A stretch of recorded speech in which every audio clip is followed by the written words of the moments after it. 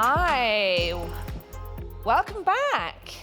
Welcome back. We're going to start again in here right now. So take your seats. I hope you're all suitably caffeinated and got a chance to have a look at some of the businesses that are exhibiting. If you were planning on being in the Amazon Web Services workshop, you're in the wrong room. But that's okay. That's okay. That's our track 3, and it is starting now. And just to remind you, it's called Accelerate Machine Learning Innovation with Amazon SageMaker Jumpstart, and you can find our tracks just by going right through that door, and hopefully they'll be well signposted for you.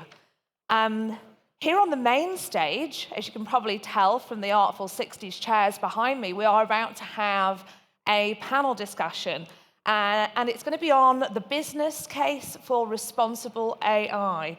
So please welcome your moderator to the stage. He is Philip Dawson, Global Head of AI Policy and Advisory at Armilla AI, and also AI Policy Lead, Schwartz Reisman Institute for Technology and Society. Please welcome Philip and the panelists to the stage.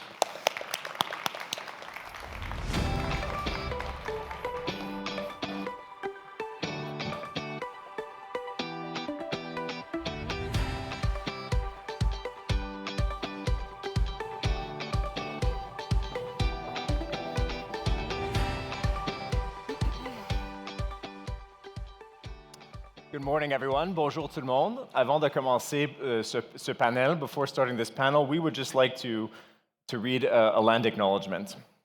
We would like to begin by acknowledging that Montreal is located on unceded Indigenous lands.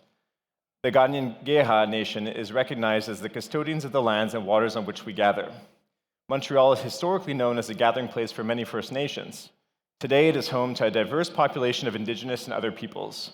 We respect the continued connections with the past, present and future in our ongoing relationships with Indigenous and other peoples within the Montreal community. Thank you for joining us this morning. I think this is an exciting panel. We have some terrific panelists here.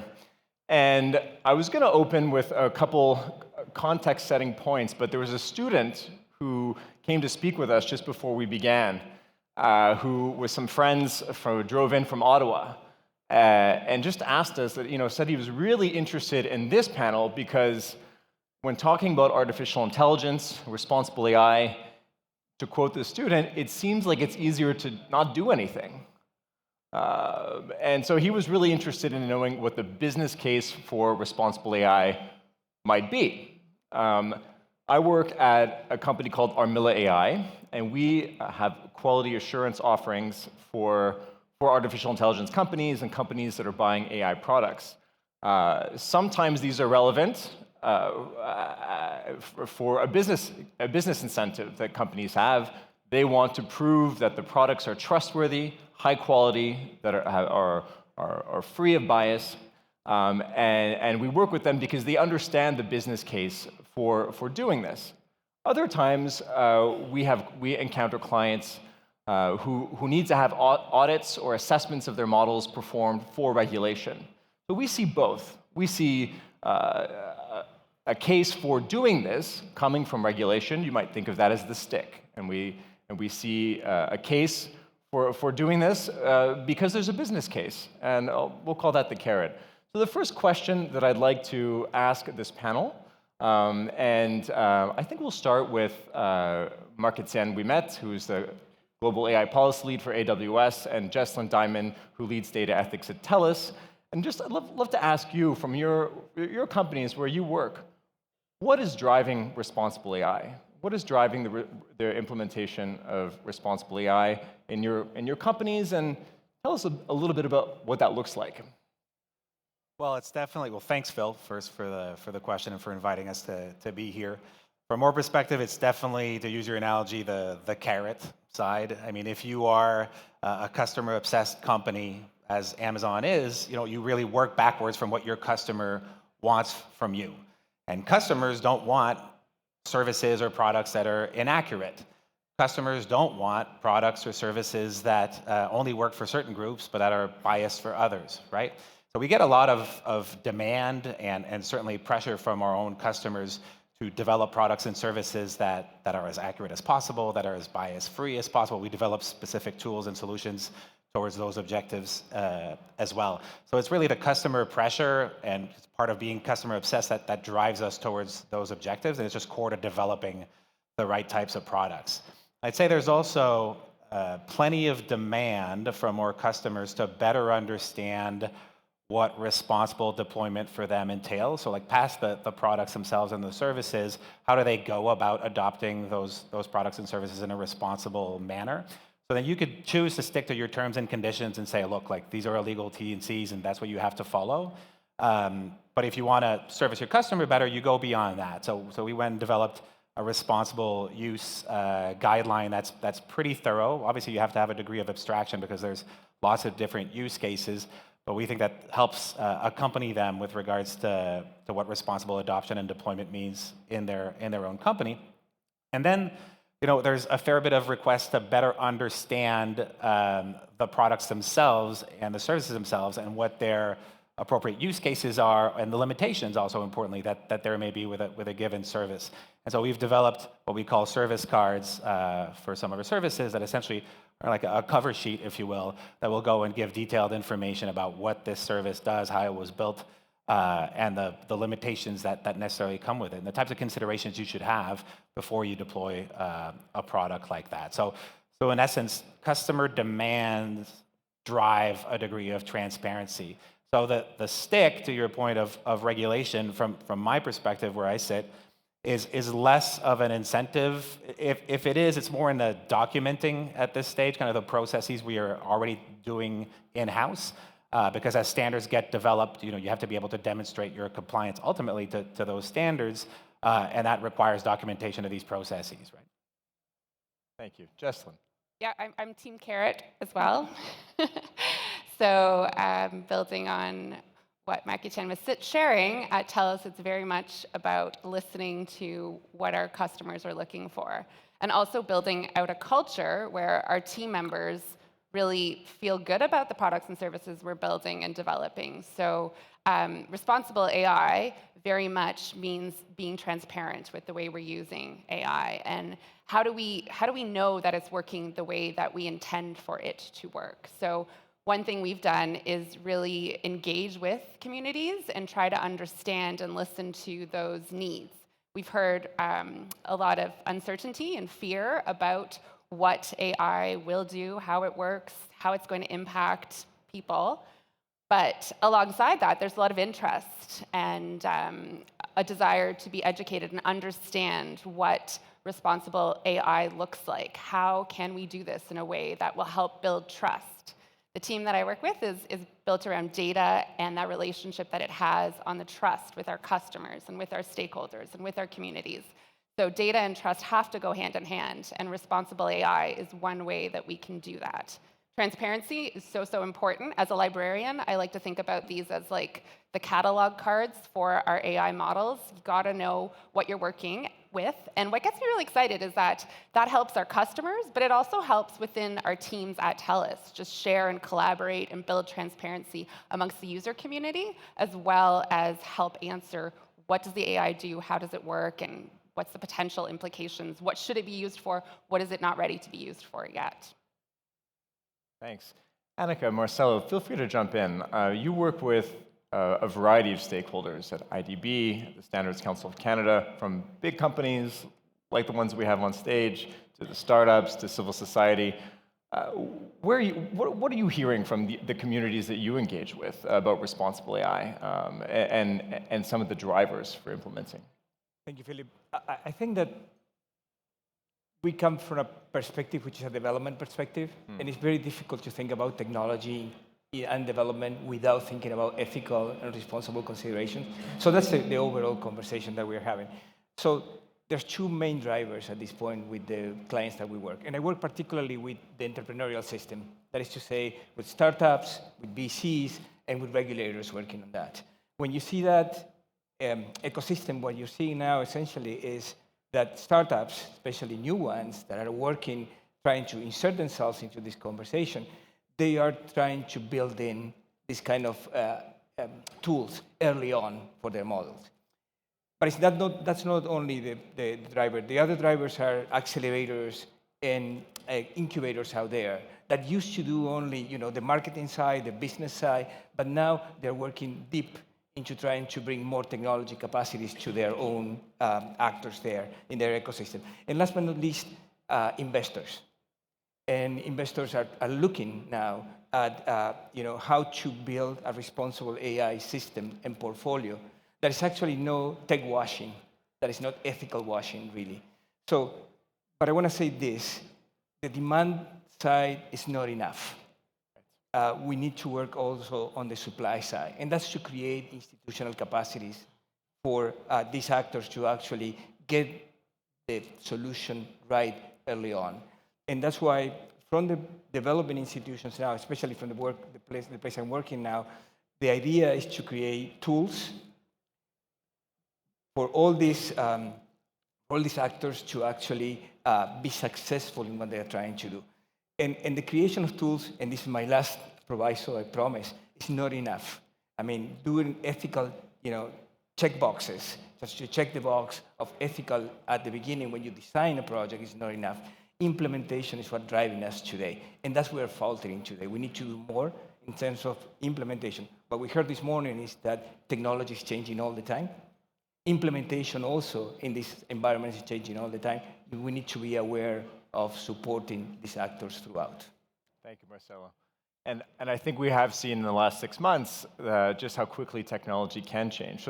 So far we've heard a little bit from Mark about the business case from the point of view of customer satisfaction, of meeting customer demand for safe, trustworthy products, from Jesslyn as well, but also about coordinating internally, just organizationally having common language, common tools and frameworks.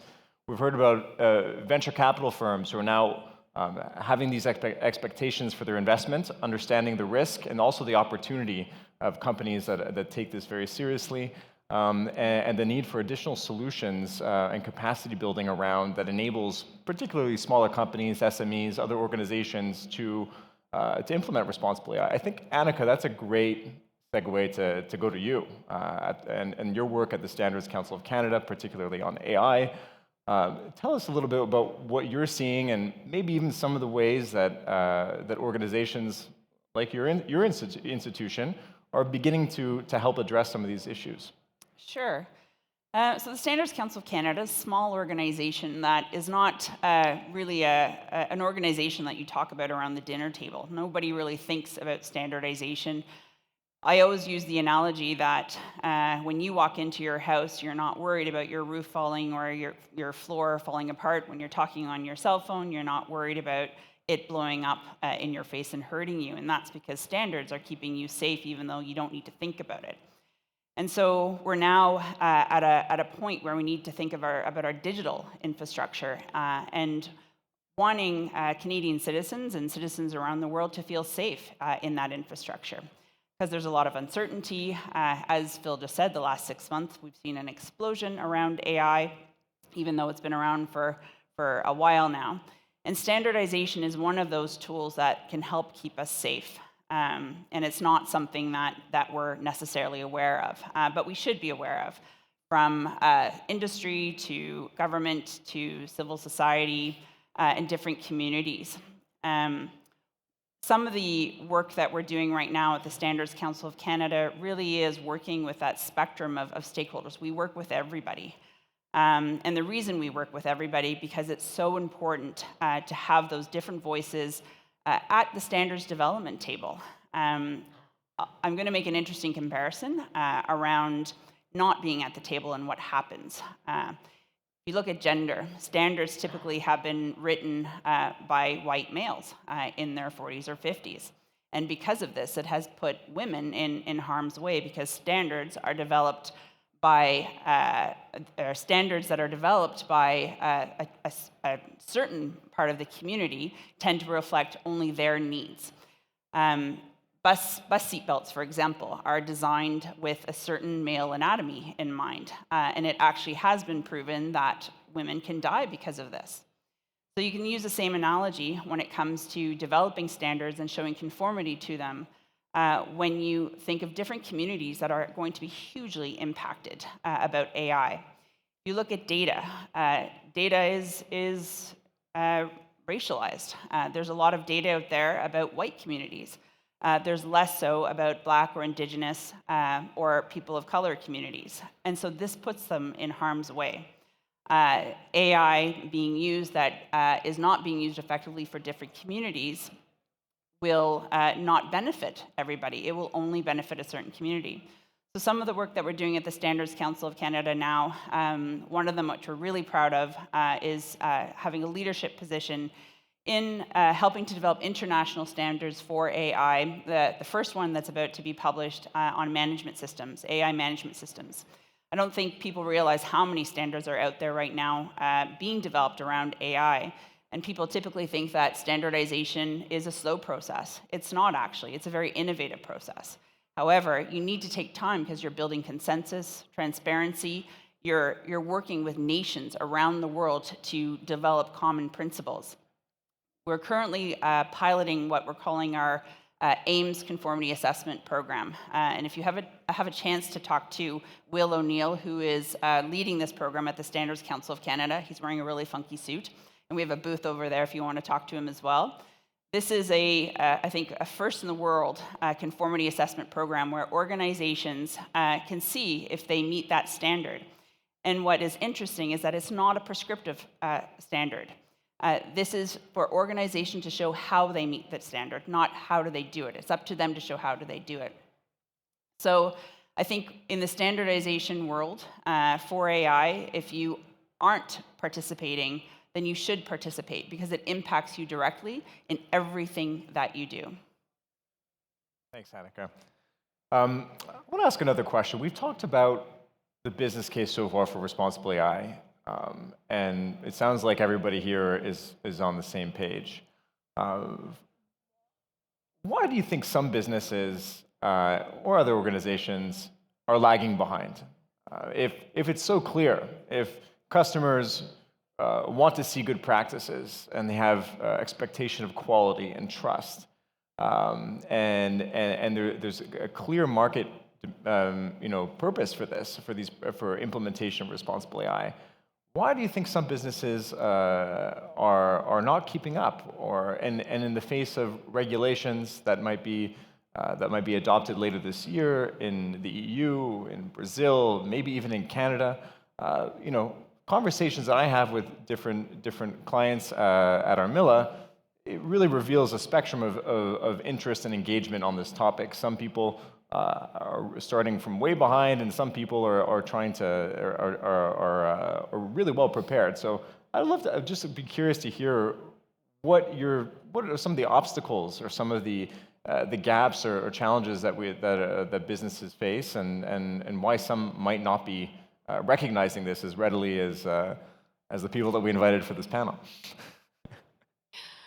Well, very practically, thinking about what Anneke was sharing about standards development, we work with many different organizations at TELUS, and standardization isn't really there yet. So it's a bit of a challenge right now when you're working with vendors or other partners like Amazon, who is very transparent about how their products and services work.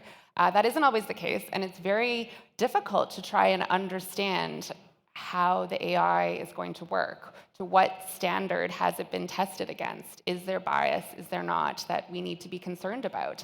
And many organizations that are building very innovative and proprietary AI don't necessarily want to get into the details about what they're doing. And so every time we're working with a new vendor on AI, this becomes a very long and complicated conversation. So it's not very efficient not having standards, and I think that really speaks to why we need to make sure all the voices are participating in the development of standards, but also have them in place to really support a way more effective, review of what is out there when you're looking at a new product and service.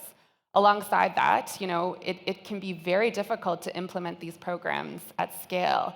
So it's really important when you're working in an organization, I think, to kind of Connect with other teams that are working towards similar goals. So privacy, data governance, compliance, legal, procurement, they are all asking these questions. And the poor business team that wants to buy the service, build the AI model, they're going to have to talk to everyone. So whatever you can do to make that more of a self-service experience for them and connect with your various compliance functions can have a really good impact in making sure that this works very smoothly and efficiently. And that training and understanding, embedding it in your business, really helps people understand why we are fighting for responsible AI. Jesslyn, anybody else want to jump in? Sure. I think from a standardization perspective, it's really difficult for SMEs to participate. And Canada is made up of, is a country of SMEs. And so it's also a challenge for the standardization system that it has to evolve as well. It's not a perfect system. Standards are developed for larger corporations, and they need to be right-sized for SMEs, which is something that we're focused on. The system also has to innovate in that we have AI now. Standardization has to be machine readable, which will be a huge advancement in developing standards more quickly, but also in having smaller companies be able to apply them without having to go through the complicated process of reading a PDF and figuring out all of the other embedded standards in there that they have to apply to. So there needs to also be a response to evolve the standardization system and catch up. I think just for people who might not, SMEs are small and medium businesses. I think there is a degree of difficulty right now, as you guys pointed out, in the sense that the standards aren't quite there yet, right? You have a few that are getting close to completion, the management systems standard being the first really big one coming towards us, but they're still necessarily quite abstract. And so for very mature businesses, and certainly for developers of artificial intelligence solutions, there's an ability to read this standard and to analyze, what this means for our company, and to understand, okay, you reverse engineer from the standard to see the processes you already have in place, you document them, and so on. It's still a very heavy process. I mean, just for one service, it took us a good week, I'd say, like a full-time work with a very large dedicated team to figure that out. If you're a small company, and think of the other side too, the adopters of artificial intelligence solutions. So you're not an AI-first company, right? You're Canadian Tire, you're Air Canada, you're whoever you are, and you're adopting these solutions. You probably don't have the ability in-house to be able to do that type of work. So I think in the fullness of time, we're going to get to a place where you're going to have far more use case specific standards or schemas of standards, or an ability to provide far more detailed information to those companies to be able to interpret more precisely what the requirements are for them. So it's a little bit less of a lift. And we're probably going to have an ecosystem too, where the information that we provide about our services, their ability to download those, to interpret them for their own standardization processes, the support mechanisms in place will drive economies of scale as well. Because if you ask a small company right now to do a 42001 compliance, you're talking about hundreds of thousands of dollars and a lot of hand-wringing and complexity. It's not to say it's not a valid objective. By all means, we need this to happen. It's just we're not quite there yet, and there's a lot of work to be done. So, Marcelo, before I come to you, I just want to add some comments here. It sounds, to your earlier point, Marcelo, more work needs to be done on the supply side, and some of the tools and programming to help companies operationalize responsible AI. Large companies that have the resources and that are more technologically sophisticated, let's say, might have the foresight and resources to develop these programs and even build their own internal tools to operationalize different standards or internal standards. What do you see? What types of other things might help companies operationalize, whether they're standards or guidelines, or navigate the spectrum of standards that are emerging, across the world? Let me go back to your question before and redress Sure, that question. yes. And turn it around simply. When you look at the developing world, so if you go to the south of this continent, what you're looking essentially, it's not that companies are not catching up, it's that they don't have anything to catch up to. Right. Okay?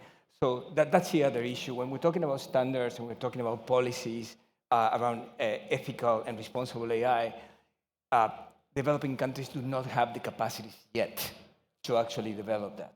So the conundrum that we have now is, do we follow a European model with a heavier type of regulation, which, by the way, GDPR, as we heard this morning, it's already, in this last 6 months, we've been copying actually GDPR in the South, and now it's already a question of the past. It's outdated. So the first thing for us is how to create the capacity at the regulation level, at the government level, to actually manage and set the pace for the rest of the industry. The other issue that we have is that this asymmetry essentially makes big tech super dominant in these markets. And sometimes we are legislating and we're thinking about big tech when small tech is still there to be addressed and to be helped. So that's the real problem for us, to the extent that we want to create our own companies that latch on the global level, but they have the capacity actually to do ethical deployment of artificial intelligence, but also make money in the process. We need to work with, to improve our capacities in the regulatory side. Anneke, I would love to hear from you. I think there's a sense that what Marcelo was saying about the community of the growing community of technology startups in the global South, or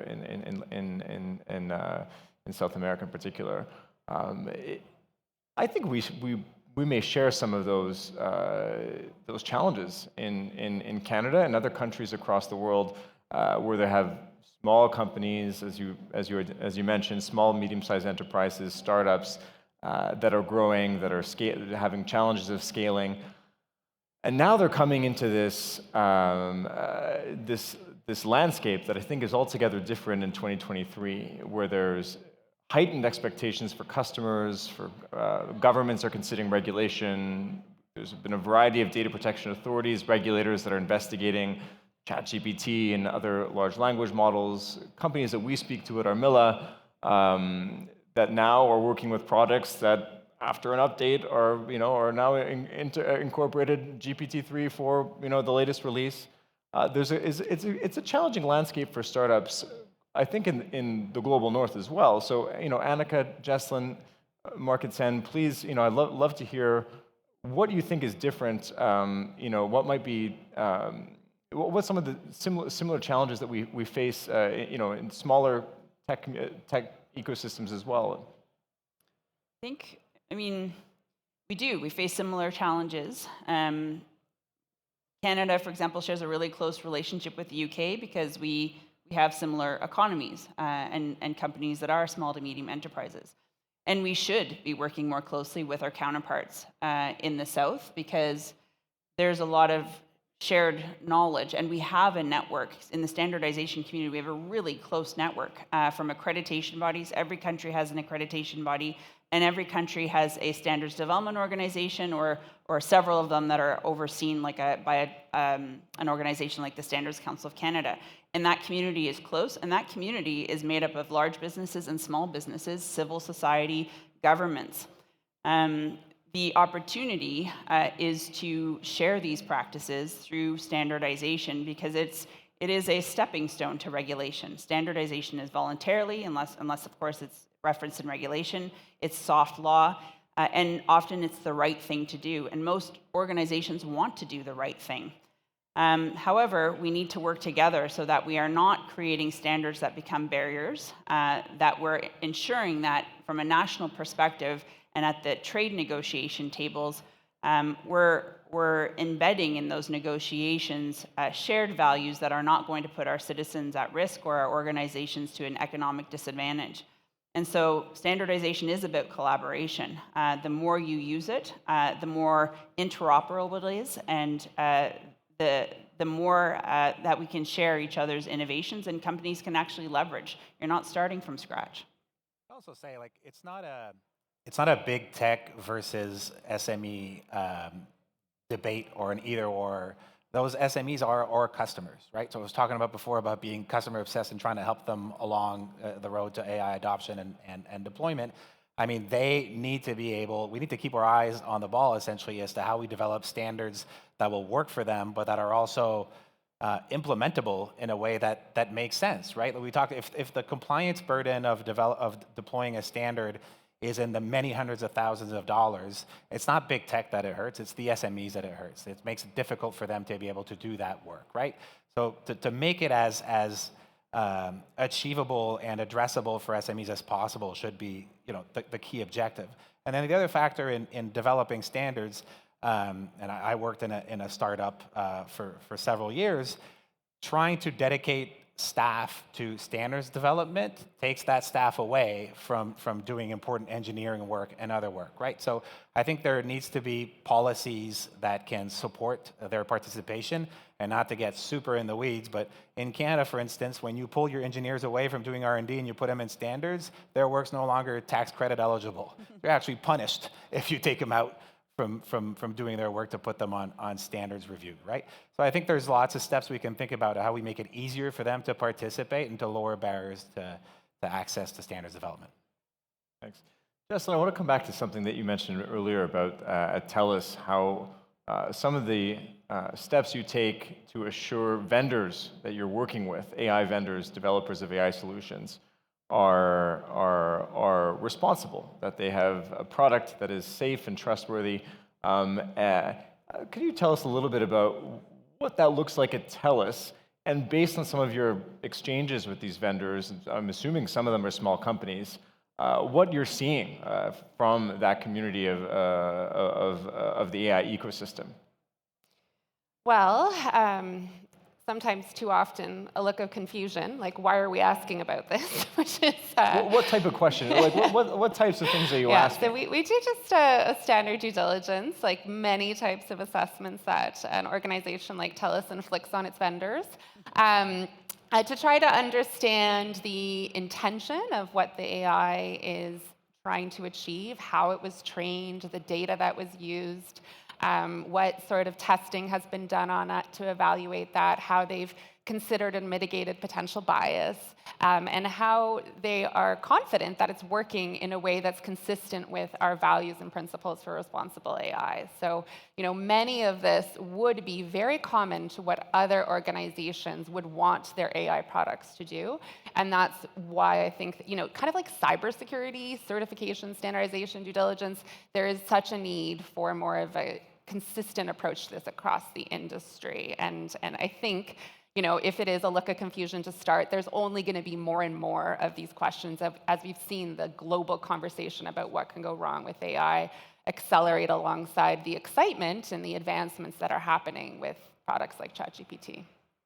Thanks. And we're missing a panelist today. Alyssa from the Responsible AI Institute couldn't join us, but her organization is developing a certification scheme, an assessment scheme for AI that can be applied to particular use cases. I think one of the topics that they've identified as a priority is procurement. So it seems like that would be a very useful assessment scheme to standardize and have companies use it in procurement to assess or vet vendors that they're working with. It sounds like both sides might be able to save a lot of time by applying a common approach. So look, we're getting to the end of our panel discussion, and then we have about 5 minutes for Q&A. So if you have some questions, now's the time to start, writing them down or thinking about them. We'll come to you in a second, but we're going to just close the panel with one question as a lightning round format. So one sentence, maybe two, one sentence answers to the question. In one sentence or two, what's your elevator pitch for the business case for responsible AI? Who'd like to go first? Marcelo. We'll walk out this way. To your left. Yeah. So look, you have to look, if you're a business nowadays, especially trying to do development and also earn profits, you need to look to bring women and diversity into your team. You need to work with the community to actually test it. ethical AI is not only a conversation in the laboratory, it's also with the community. And last but not least, look at solutions for poor and vulnerable people. Try to raise equity as an issue. Thanks, Marcelo. Jesslyn. That's very important. And similarly, I think when we include the diversity and richness of the humanity, our values into AI, we can really develop even more awesome products and services that reflect the needs and the broader sense of achieving good. I would say that standardization is one tool of many, but it's a really powerful tool. And it's a tool that can innovate. And it's a tool that should be and has to be used to ensure that there's diversity and equity, which is going to be crucial for responsible AI. Closing words, Mark, no pressure. Look, responsible AI development of products leads to better products. Agreed. Ultimately, that's it. Well, there you have it. Thanks very much. We have questions now. I know that there's somebody going around with mics. There's a question over here in the front. So just raise your hand nice and high, and someone will come with a mic. We have one over here, just the gentleman in the third row. Which one in the front? Right over here. I think this was... we won't turn this into an auction, but you're going to have to be quick. To my knowledge, the topic of ethics has been explored by philosophers for over 2,000 years, such as Socrates, Plato, Aristotle. To today, we have people like Peter Singer. So my question is, there's a lot of talk about AI needs to have, some ethical concerns. Are you aware of any academic or commercial institutions that actually have employed specialists in ethics, such as a philosopher? I can speak. I It's a think question for anybody. We have a data ethicist on the panel. I am not a data ethicist, but I lead our data ethics team, and we have a data ethicist. And there are a number of universities in Canada where they are doing that interdisciplinary work, bringing in the schools of philosophy alongside the schools of technology. So you're saying it's extremely common for It's not commercial? extremely common, but it's happening. And everyone I talk to that's in school, it really emphasized the importance of thinking about the context, the social, environment in which your technology is being But developed. I'm not talking so about, important. It's easy for anyone to talk about ethics, but to actually hire specialists. So you said, I have the impression that it's actually not common. In fact, Yeah. I know many people working in AI. I don't know one who is a philosopher. Yeah, So it's hard to recruit. is for this sure. going to change? I think it's gonna change. So area of academia is supposed to do informed research, but again, I don't know of any specialists that are actually working in this area. Thanks very much for your question. I think there is absolutely a spectrum. But there are definitely companies that have hired people with backgrounds in philosophy who are ethicists, who have AI ethics teams that have anthropologists and ethicists and an interdisciplinary group. Some people even have computer science degrees and philosophy degrees. Mark has a philosophy degree. And a law degree. So but it's a good question. It's very important to have an interdisciplinary approach, and philosophy and the history of ethics is something we can really learn from in the implementation of responsible AI. So we need to go back to we have time for hopefully two more questions. So I think over here in the third row, right where the light is shining.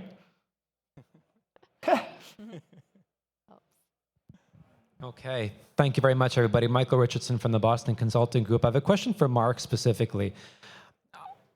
Speaking about proportionality, the undue burden that SMEs have to implement certain standards compared to these larger corporations, how do you think Canada fares compared to other countries at bridging that gap? We see that SMEs, for example, particularly Montreal, should be dedicating most of their time to developing the solutions and leaving it to governments and to help develop those standards, larger organizations to help fund it. But it does take away from the innovation that we're giving to SMEs. How does Canada rank compared to other countries in your experience? Thank you. Well, there's different aspects to that question. With regards to standards themselves, like we mentioned before, it's early on in the game, right? So with regards to standards development, so there's a ways to be seen. Canada's doing some really good work with regards to trying to come up with solutions that will help with scalability and diminishing costs. Anneke talked about the project that they're leading, and we talked about before our colleague who can't be here from the Responsible AI Institute, who's doing really good work, and that's ultimately their objective, bring it down to a level that's digestible for SMEs and startup to be able to adopt standards. But you're right, if you're a small company and you're trying to launch a product, you know, you're 5-10 people, you can't dedicate half your team to developing a new standard, right? So there's a degree of abstraction that needs to come from the ability of the Standards Council to interpret essentially what SME demands and concerns are and bring those into the process. Thanks very much. We have time for one last question right here in the front row, the young man sitting right in the front. Thank you very much for the talk. I have a quick question. Based on my intuition, it feels like standards for software are more difficult to develop than standards for hardware. I imagine because for hardware, if something goes wrong, it's quite obvious. If you go right through the floor of your house, something is wrong with your floor. Or if your phone explodes in your face, something is definitely wrong with your phone. With software, I imagine it's something similar to a certain extent. And then I imagine that it's even more difficult to develop good standards for AI, where it's not 100% predictable exactly what they're going to do all the time. So I was wondering, what are some techniques or methods for developing good standards for AI that isn't always 100% predictable? Market Center, Jesslyn, you should hire this young man. I like him. That's really, you've identified one of the biggest challenges I think that the industry is facing as we look to use industry standards, particularly ones that measure or evaluate the performance of AI systems. It's a very challenging exercise, but I'll turn it to the panel because we have some people who know probably more about this than I do. Sure. Yeah, I think the misconception around standardization is that it's static, and standardization is not static. Standards are meant to be continually updated and improved themselves. I think there's a lot happening around in standardization, and we have to remember there are formal standardization bodies, there's a lot of consortia, there's a lot of noise around standardization and competition. I think what you'll see over the next coming years is more open standards, standards that are machine readable and that are being developed using AI so that it can keep up with the technology. What's the most important aspect around standardization is that the less prescriptive, the better. I mean, in some cases you have to be prescriptive, but when you can be performance-based, that's when it gives you room to have that innovation, that continual innovation. But certainly it's not a perfect practice, but it is one that's essential. I would say too, like one of the complexities is unpacking the value chain or supply chain of artificial intelligence, because it's easy to think of, say, this table is whoever manufactured this table is responsible for this table, but an AI solution or an AI product has had many different actors along the value chain, right? From the initial research to the developer of the product, to the deployer of the product, to the end user of the product. So if you have one standard that attempts to kind of control all of those aspects, it gets pretty difficult. If you think of a car, you can want to have a standard for what safe driving is or a safe automobile is, but there's different standards for what a brake pad's supposed to be like versus the engine itself versus the way you're supposed to drive your car, right? So a lot of that is what we need to unpack with AI. Well, thanks. That wraps up our Q&A. Thanks for the great questions, and thanks to everybody on the panel. It was a fantastic conversation. Really enjoyed it. I'll turn it over to our hosts.